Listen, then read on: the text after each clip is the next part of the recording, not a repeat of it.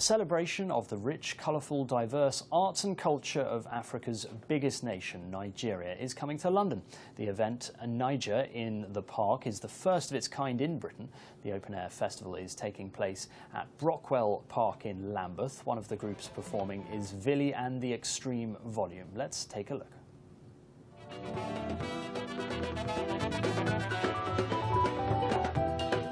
Yeah, yeah, yeah, yeah, yeah.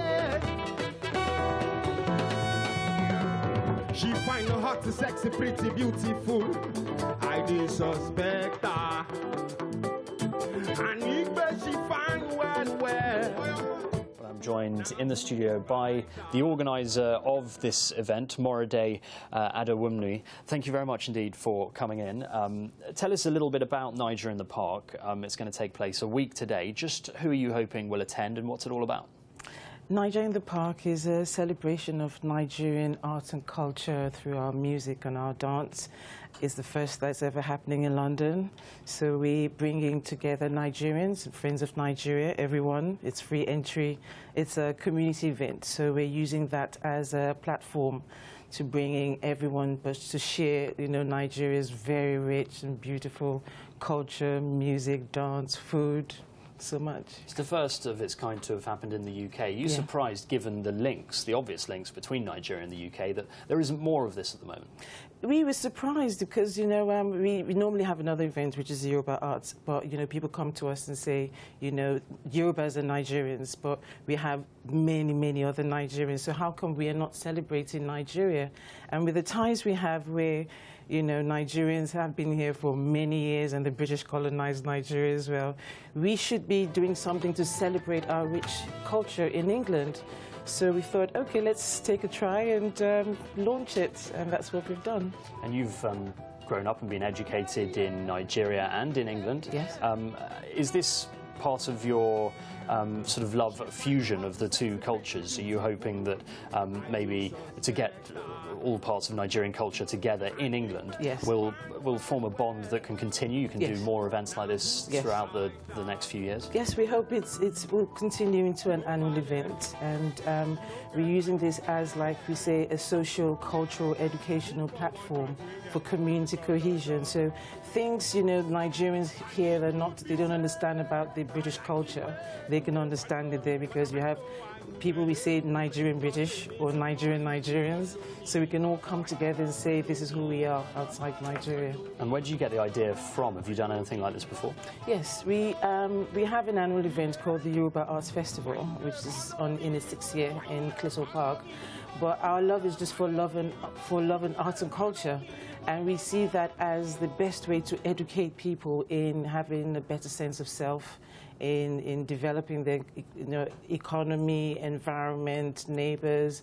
And it's, we just think arts and culture is a beautiful thing to celebrate. Also in London, which has such great diversity and also such a great musical heritage of a whole different mix of flavours. It's the perfect place, to hold something like this, especially when, and you talk about sort of Nigerian music and Nigerian food and Nigerian culture. It has many different strands to it as well. So I assume a lot of people are going to learn a lot of different things about Nigerian culture. Maybe they didn't know, even if they are Nigerian. Yes, many Nigerians I meet.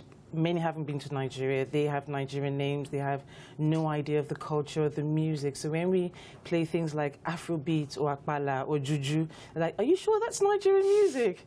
So we're going to showcase all of this, different types of Nigerian music, Nigerian food, Nigerian clothing. And we try and encourage people who are Nigerians and not Nigerians, we say friends of Nigeria, to come and share and explore and have an adventure with us. And you have a background in business as well. Yes. And part of this, you hope, will be also a chance for people to network.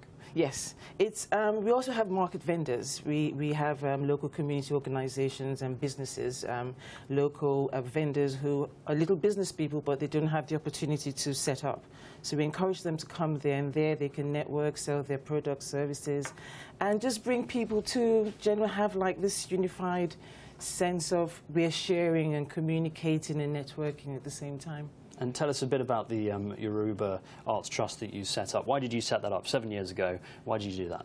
When I came to England, I found that, you know, a lot of people, even though they were Nigerians or Africans, had no sense of self. So you hear of children, you know, with the guns and the gangs, and they were just empty. And I found that if you had something of your culture in you, it gave you a sense of purpose, a sense of self to go and achieve and be ambitious. So we set up the arts charity to promote Yoruba arts and culture. But Yorubas, as we know, are the largest group of people taken away from Africa. And you have them in Latin America, in the West Indies. So we say that is a platform in bringing people together, in sharing our similarities more than our dissimilarities, because we tend to find, oh, you're West Indian, oh, I'm African, oh, you're Guinean. So let's all come together and celebrate that. And with that, we can be unified. And so we created the Yoruba Arts Charity, and with that we do lots of arts and cultural events, and Naija in the Park is our latest one. And I guess Naija in the Park is also great because in London we're lucky enough to have so much freedom and so many opportunities to do different things that you could often find yourself maybe losing some of that heritage or finding other interests and things. And I guess what's going to happen in Naija in the Park, correct me if I'm wrong, but you're going to hopefully have people from all age groups and backgrounds, so that people can reconnect maybe with sort of, you know, different age groups and hear different stories from different times and things like that. And tell us again where it is happening and when. Naija in the Park is happening next week, Saturday, the 27th, Brockwell Park. It's free entry. It starts from 12 to 9. We shut everyone out at 8 o'clock, but it's from 12 to 8. It's food, drink, music, dance, African clothes, businesses, and we encourage everyone to come. Well, let's just have a little listen, if we can, to some of the music that's going to be performing this time next week. Yes, please.